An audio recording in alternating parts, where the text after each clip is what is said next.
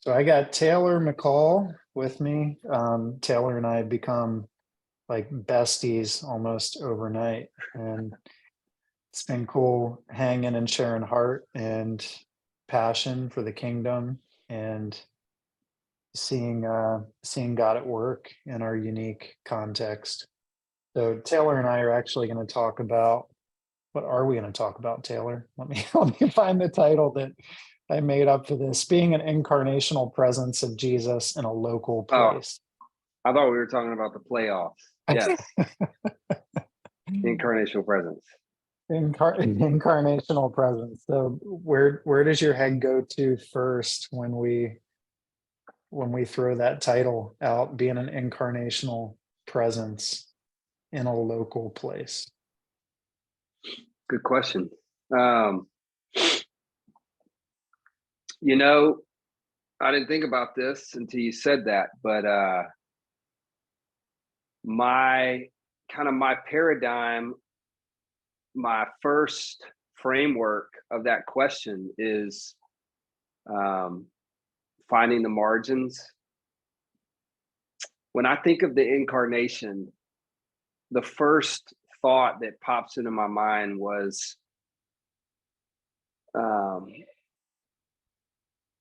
Jesus coming and being with us even though he didn't have to? Was the thought, or the thought of him placing himself in the midst of our nonsense, in the midst of our pain, in the midst of our brokenness, in the midst of our poverty, being with us in it, feeling it, and then beginning to, I guess, kind of guide us out of it. So I don't want to overplay that first thought, but that is what comes to my mind first. None of us are Jesus, but all of us kind of can be a representation, an ambassador movement of him. And so I never want to miss that idea, maybe as a foundational idea of incarnation is it's not just about, for me, moving into an area. It's actually about moving into an area where there is pain and there is hurt and there is marginalization, brokenness. So yeah, that's the first thought that comes to my mind. Obviously, incarnation, I don't think we need to do a doctrinal discourse on incarnation of going and being present. But we've said for 2 decades now, when the broken streetlights become your broken streetlights, when the cracked sidewalks become your cracked sidewalks, and when the hurting schools become your kids' hurting schools, the pain becomes yours and the problem becomes yours. It's not a ministry anymore. It's like your life. And so for us, it hasn't been solving the problem of how do we do incarnational ministry. It's more been, Jesus, where do you want us to go where the pain becomes our pain? Yeah, and I do think that so often in a conversation about mission and being missional, I think a lot of that gets lost because I think it becomes about, I have friends that aren't Christians, not this place is my place and these people are my people and I'm one of them. Right? Mm-hmm. Yeah. And that's been a huge observation. And I do think there's a element of, and some of our crews heard me say this, pull out your cell phone and look at your last 20 text messages and you can see how missional you are because you actually have relationship, your ongoing conversation with people. So I do think there's an element of friendship involved there, but I think it's really easy for people to be very, very kind of separate, kind of outreach and in drag. We're separate from the neighborhood and community. We have our own events, our own clubs, our own classes, our own gatherings. And then we see mission as outreach and in drag. How do we go out to these people and then like suck them into our thing? And that's not what we're talking about, right? Right. Every real kind of strategy of mission for I feel like the past 2 centuries has been kind of a fourth space model, if y'all are familiar with that, like a country club idea. And not even to confuse it per se with the elitism of the country club. I do think that's involved, but just the fourth space idea, which leave your thing and come into my thing, and join my thing. And you're going to have to change a lot about yourself in order to be a part of my thing. Instead of, the incarnational kingdom idea, which is what you'll hear me talk about a lot anytime you kind of press into my life calling and what the books I'm writing and the dreams I have for the church, which is centered around this idea of kingdom ecosystem, city within a city, is we're architecting the kingdom city within our region, within our context, within our cities. And so we're building a better economy where we live, and we're allowing is as good a word as any, but we're inviting others to live in that economy, to encounter Jesus at those what we would call tables, those architected spaces, whether it's a home, whether it's a place of business, whether it's a social space. We're inviting people to encounter Jesus and the hope of the kingdom at those spaces. It could be something as arbitrary as a junior high basketball game that I was at last night, or it could be something as seemingly significant as a city hall development meeting where only the perceived top tier leaders in the city are invited to see where we can go to make our area better. But or starting businesses, or starting neighborhood development programs, whatever.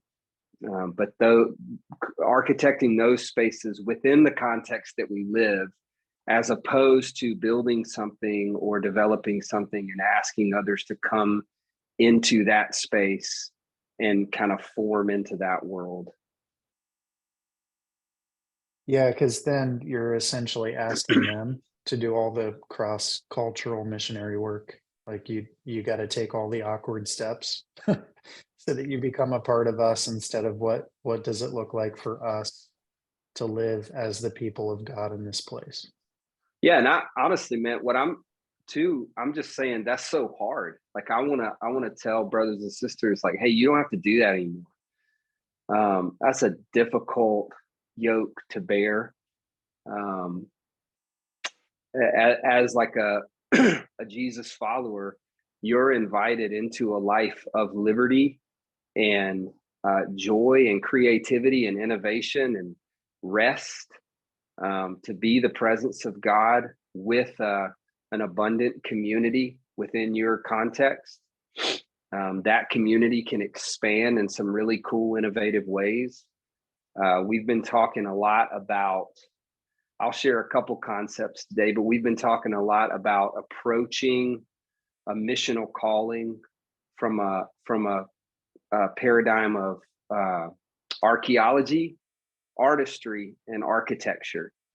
And here's what I mean by that is archaeology. First, let's say you move into an area, you're in an area, you're there, whether you're moving physically or mentally, like you're saying, I'm shifting my paradigm now in this area to be a missional presence here. I think the first real move that you make is a move of archaeology. We're not kingdom builders, we're kingdom uncoverers. I believe that the kingdom is here now. It's always been here. It's just covered up in the vines and the dust of Babylon. And so we have to kind of scrape away that which is not kingdom through careful archaeology. The artistry portion of it is now we're listening to the song that God wants us to sing, the painting God wants us to paint, the sculpture God wants us to create. The artist Michelangelo, I think Michelangelo, he did the David and he did the angel, and They were asking him about his sculptures, and he said the angel was always in the rock. It was just my job to chip away that which was not it. And I feel like that's the job of the missionary in their region, is to slowly chip away that which is not kingdom. That's a long process. And then the architecture portion. So we had archaeology, we had artistry, the architecture. If we are builders, I think what we build is we build fresh expressions of kingdom. I said it earlier, we call them tables just because it's an easy idea that kind of harkens back to Jesus and the table. And but a table can be anything that is a place where people can come and sit to encounter the hope of Jesus. So like in our context, we have a restaurant, we have an event center, we have intentional homes all over kind of the central and eastern areas of Alton and St. Louis, downtown St. Louis. We have athletic programs. We have a travel ball program that we started, basketball, called Beyond Basketball. We're working on other athletic programs like Beyond Volleyball, where we're doing AAU, like travel club style athletics with young people who don't have access to things like that. I could probably name 5 or 10 others, but my point is, if you can envision it, all of these are tables, in a circle around this, what we would call like a brave city, a kingdom ecosystem. And I'd love to diffuse this idea one day in culture that your table needs to have space for all types of people.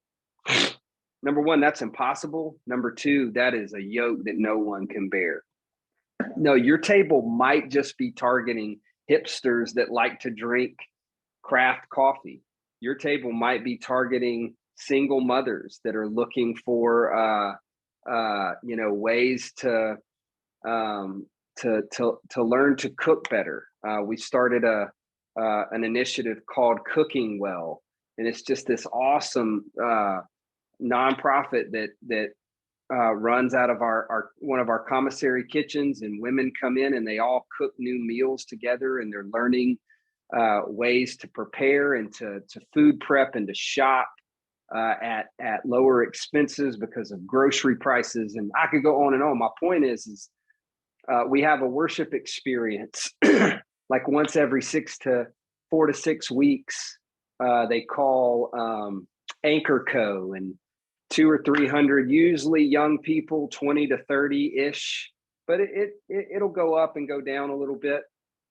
Come and they sing worship songs in this awesome space, the event center that we have here. And these are all tables. We have a music studio that we started, and coaching programs. And my point is we're training our missionaries to architect new tables that connect with new people in different and diverse regions of our city. And I think that artistry, or that archaeology, artistry, and architecture paradigm is helpful sometimes to look through, of like, what are we doing in our region? God, would you lead us? But I love the artistry part. I'll land the plane with this. I love the artistry part because it's, would you lead us personally? Like, with how I'm wired, I'm built, I'm designed, like what I can do well, and what will bring me life. Instead of singing karaoke, will you help me sing my song? And I think we all know, like, an original song is always a little more beautiful than especially for the artist, than just another karaoke. Yeah, you said something I think is, you said a lot of stuff that's really good there. I think one of the things I'd like to highlight is not every table is going to be designed to accommodate every person. However, I think what you're getting at is the ecosystem has tables that accommodate a variety of people. That's right. So that when you look at the whole environment that includes a plethora of tables, you end up with people finding different seats in different places, and they're a part of a larger collection, a larger ecosystem. Yeah, yeah, man. The perversion of the kingdom off axis 1% is one of the greatest tools of like the powers that rule empire. Uh, the devil, whatever you want to call it. Um, Everybody wants the kingdom. Me and my son were talking about this last night. Everybody you ever meet in your life wants the kingdom. They want liberty. They want freedom. They want community. They want hope. They want grace. They want mercy. Everybody, even like the furthest gone of us.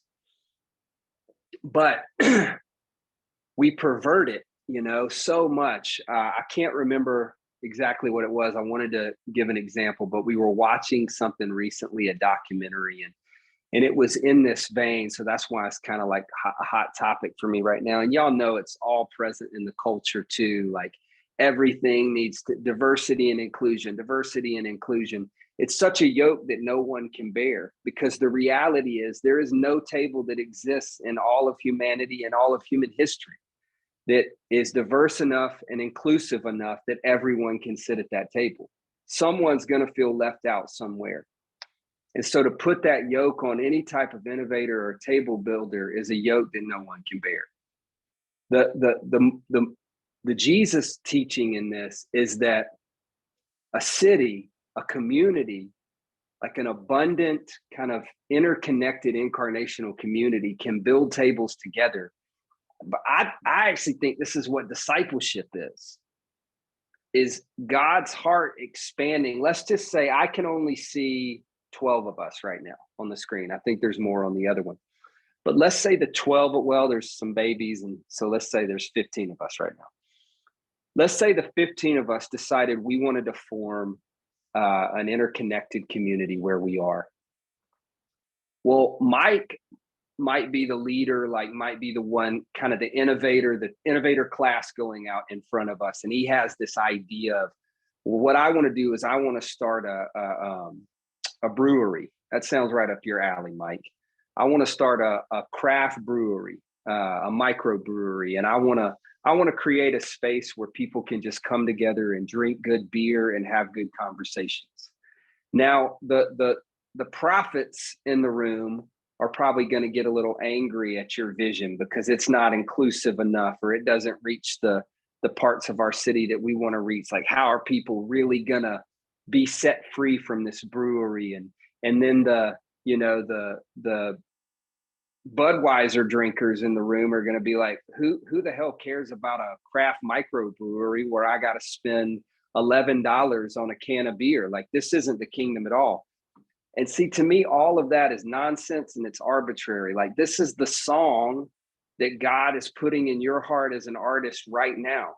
And it's a small portion of his heart. But as we, quote unquote, make disciples, which I think is the wrong kind of term in that discipline, but let's just use it for the sake of argument. As we make disciples, God's heart expands throughout the 15 of us. And then Mercedes begins to dream dreams, and then Bart begins to dream dreams, and Lydia and Merle and the baby begin to dream dreams, and things form out of those dreams. So I'll back it up with this. I think this passage that all of you guys probably know, it says, when the Lord brought back the captives of Zion, we were like those who dream. Our mouths were filled with laughter, our hearts with joys of shouting. And we declared the Lord has done great things for us. Y'all ever heard that passage? Yeah. So like, to me, the key of that moment is we were captive to empire. We were captive to like the metrics and the bondage of Babylon. But when he brought us back to Zion, we were able to dream again. We were able to be artists again. And that's when God's heart began to expand throughout our city. And we began to form more and more tables. Those tables formed a collective. So everyone's unified. Everyone's linked in arms at those tables. That's the diversity.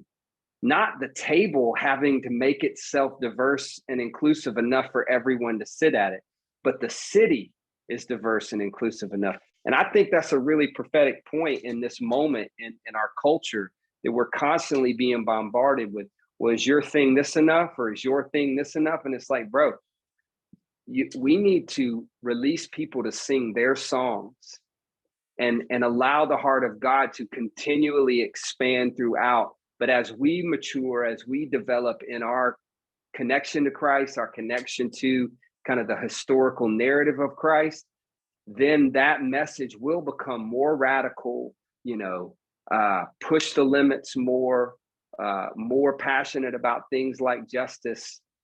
So, yeah, I'm glad you highlighted that. So the dream, the vision is that people would be missionally strategic, being stirred up by what the Holy Spirit is putting on their hearts to go after, and yet collaborative. How do we know about each other, support each other, work together for the good of a city and a region? Yeah. I mean, that sounds like a subtitle of a great book. I mean, it's hard to argue with, because I do think that, God has stirred us all up, and it's really easy. We talk, for example, about stuff like APEST, and everyone thinks that the answer to the world's problem is their particular gifting or calling. What we need to do, what the heart of God is for, is that we stand up for the marginalized, that we stand up against injustice, that we actually do something about the brokenness of this street. And they're right, but they're focused on one particular aspect of what it means to be the people of God in a place. And yet another person comes in and says what this group of people needs is a table to sit at where they're loved and where they're hearing good news. Also correct, right? And so the key is that you get each of them activated, going, do it, go for it. You're a part of what God is doing in this collective, in this city, in this larger ecosystem. And we just want to celebrate all of these work, be aware of each other. And it's the unity of our diversity. It's the unity of God's people across a region collaborating for a bigger vision that really is good news to the world around us. That's right. Yeah, I think that, yeah, man, I'm afraid this whole topic would hijack our entire time. I would say we should table this and talk about it more, or you guys should, because it is a very important, liberating conversation to say to Jesus followers, like, don't be bound up and yoked by this narrative of you have to resemble, these 4 organizations or kind of culturally relevant concepts that are happening right now. I think the heart of God is always ebbing and flowing in and out of the zeitgeist. And I think I've shared this with you before, Mike, but I feel like the culture is a pendulum that just swings over the narrow road back and forth, with the broad road being 2 chasms on either side. And sometimes it looks similar to what God is doing, but the people that are following Jesus on that kind of narrow mountain pass, they're not really paying much attention to that. And I guess the best way to explain that, if that sounds confusing, is don't be dismayed or confused when you're doing something that looks exactly what Google is doing. And don't be confused or dismayed then if what you're doing is flying in the face of what Apple is doing, for lack of a better example. I hope you understand my point in that, is that if we believe the Jesus story, We are a remnant, a people called out, building cities of refuge wherever we are. And we get to like rest and sing and party in those cities. Like our lives are supposed to be so um, almost like intoxicating for people to look in and go, I want to be a part of that party. I think that's a really appropriate missionary story. Mm. Yeah, and so part of the challenge is to look at our various cities and context and say what actually has some similarities to what Jesus wants us to do, and how do we celebrate that and be a part of that, and then what actually doesn't look like the kingdom at all, and what sort of tables need to be created, and what are we called to do in the middle of this. And it's Yeah. probably going to look different depending on where we're at. Yeah. Yeah. So Taylor, what do you think are maybe some of the bigger mistakes, pitfalls for people in terms of being incarnational, present, local, one of, like this street, these sidewalks are mine, this school's my school. Like God's called me to this place. What are some of the pitfalls when people go, you know what? I want to be missional. I'm going to this place. What sucks them out of that? It's got to be near the top of the list are these empire metrics that we still seem to be so consumed with: numbers, money,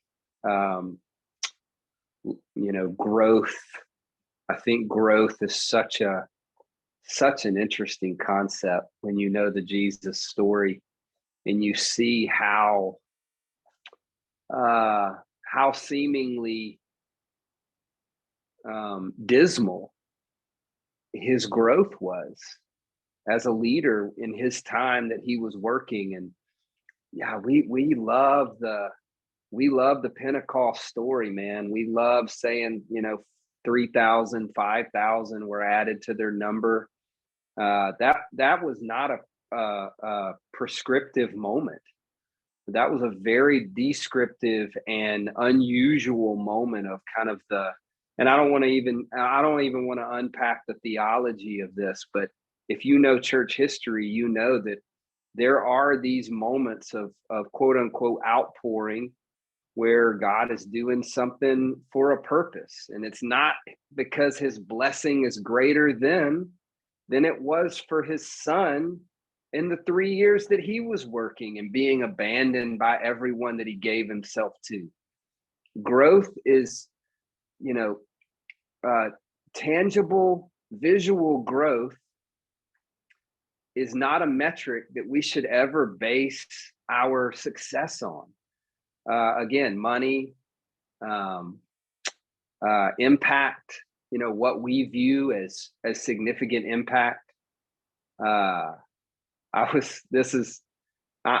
guess I'm kind of going out on a limb with this example, but I wrote this recently. I'm a musician and a songwriter, and I was watching a documentary maybe this summer on Don McLean's song "Miss American Pie." Most of you guys familiar with that song?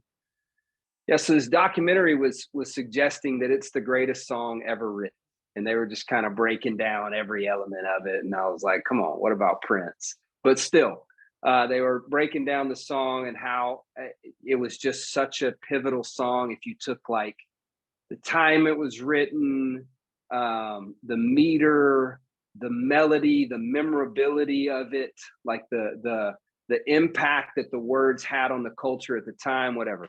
All right, so this song was McLean's only number one hit. I think he only had 10 other songs, no, less than that, like 8 other songs ever, even on the Billboard, which is, to be on the Billboard is not that hard, like the whole 100. I think it might have even been less than that. It might have been like 6.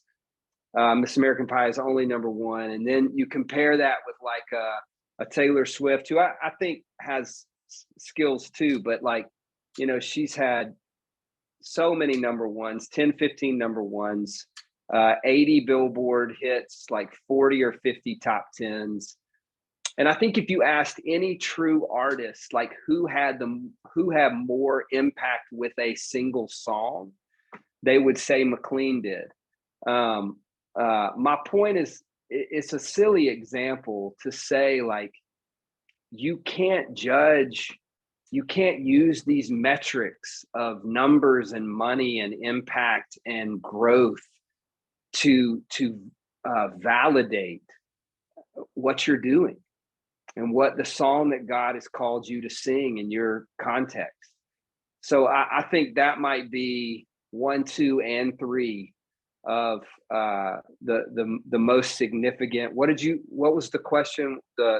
What are the greatest hindrances? Yeah, pitfalls, tendency, Pitfalls, hindrances, whatever. The stuff that keeps people from living what we're talking about out. all this stuff, man, it's new. This is new stuff. This wasn't really conceptual in any kind of persecuted context of like how many people are coming to my thing or, whatever. Here's the one I love, Taylor, and I see it often, even from people that have been in, some of the conversations that we've had and have hung out, and they seem to really resonate with the stuff we're talking about. And all of a sudden you see launch service Sunday morning. It's like 400 people. They're all coming from other churches. They're shooting hot dogs into the crowd. And you're like, what are we doing? That can't be a real thing. what are we doing? But it does, feel like, and I've been there, I've done it in the past, not the hot dog shooters, but we did the launch service and a bunch of people. And I think, at the end of the day, there's this metric that you're talking about that is so easy for people to slip back into. You look around and go, something's happening. Look at all the people. Yeah. Look at what's going on. I'm feeling pretty Yeah. good, right? God is at work. But when you pan out, when you kind of zoom out, you go, wait, all of these people came from other churches. None of my neighbors or friends in our city even care about this big event we're throwing. It's all just shuffling religious consumers into different boxes. What are we actually living out the kingdom life together in this place? And we got to ask those questions, man, because it's easy for people to drift back into that mindset. And that's what's celebrated, right? Yep. Unity among the people of God. I think constantly about the passage where the righteous prosper, the city rejoices. Yeah, I have time for this. So quick, maybe less than a minute story. I had a dream, maybe like a dream or a vision or something. I was on staff at a church about 20 years ago, and I was on my way to preach, and like from a stage on a Sunday morning event. And as I'm walking up to the door, there's 2 chains over the door with a lock in the center and a sign that says church closed permanently. Sorry for the inconvenience. And I stood there and I watched. Mike, you might have heard me share this story before, but I stood there and I watched everyone as they walked up to the door. They read the sign and they kind of motioned to their spouse or whoever they were with. They were like, huh, that's strange. Got in their car, drove 2 streets down to another one, and had the exact same experience that we were providing.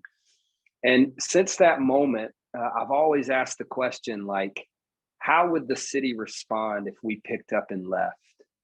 How would our neighborhood respond if we picked up and left? If where the righteous prospers, the city rejoices, what does that really look like? Like, how does that really manifest itself in our journey? And I think, if my wife or Hugh Halter, we live in the same city, or a couple others that we were working with, were here on this call, I really do think that I could ask them that question. Like, how do you think the city of Alton would respond if our community picked up and left. And it would be a significant hole left in the hope and welfare and peace of the city. But that's not even my point to validate anything. I'm more so saying that's a metric that we can work off of. I think another metric I said earlier is like God's heart expanding throughout our abundant community. God's heart doesn't expand when everybody just keeps wanting to hear what I have to say. That really more so feels like God's heart is just expanding in me, and everyone just wants to be near the fire of me. But if the fire of Jesus is expanding and God's heart is expanding through us, then yes, more tables are going to be built. More expressions, innovative expressions of the hope of the kingdom are going to be architected in our context. Yeah, that's good. I think, Taylor, why don't we just open it up? Well, you know what? Why don't we close it off and then open it up? So thank you for joining us, Taylor. It's been a great conversation. For those that are tuning in later, you gotta look Taylor up. You got a book coming out soon, right? When is that happening? Whenever they finish editing it, which could take a while. Yeah. So 2024, look for it. It's going to be good.